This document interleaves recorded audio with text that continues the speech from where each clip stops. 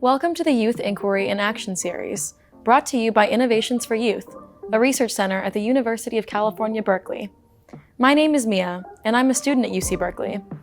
In this training series, we will explore different ways to amplify your voices, hear from your peers, and make positive change in your schools and communities.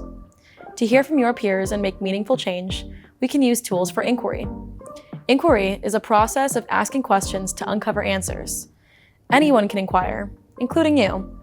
In this video series, we'll dive into what it means to use these tools for inquiry. We encourage you to take notes, pause the video, and reflect on the concepts as we go. In our last video, we discussed how you can facilitate or lead your focus group. Now that you've done the hard work of facilitating a focus group, in this video, we'll discuss how to move from inquiry to action. To do this, we'll walk through 3 key steps. Step 1, organize the information. Step 2, identify patterns. And Step 3, plan for impact. By the end of this video, you will know how to use your focus group findings to accomplish your goals. Let's dive in. First, you'll want to organize all of the information you collected from the focus group. This could include your facilitator notes, anything participants wrote down, or even a transcript of the conversation. A transcript is a written copy of a conversation that captures word for word what was said.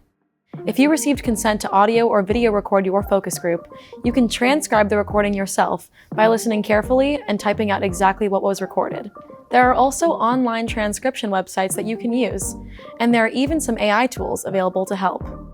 Once you collect and prepare all of your focus group content, you'll be ready for the next step. The next step is to revisit the goals of your focus group. Remind yourself, what were we trying to learn or accomplish? For example, if your goal was to understand how students feel connected to others at the school, focus on that goal while you try to find patterns. Now it's time to spot those patterns. Think of it like putting together a playlist. Imagine reading a bunch of song lyrics and grouping by pattern or theme, like energizing songs, relaxing songs, and more. The first thing you can do to find the patterns is to read through your transcript and/or notes multiple times. Take time to really get to know the content. This means read everything at least once to get the overall main ideas, and then read it again to dig deeper, and start to notice those patterns. When you read through it a few times, look for repeated ideas that are coming up in the content. Ask yourself, what are participants talking about a lot? What key points are being repeated? Where do people agree? Are there any disagreements? These are important patterns that need to be captured. When you find big ideas that are repeated, group those points together and name the main idea. This is how you identify and name a pattern, or what we call a theme. For example, you can group together all comments about feeling support from teachers as teacher support, and can group together all comments about students supporting each other as student support. Identifying patterns can happen over several rounds of reading and thinking and conversations. You can always revisit your notes and talk to focus group facilitators or participants and adults who support your process. Through the discussion, you will be able to find the patterns that contribute the most to your topic. So now you've found those patterns.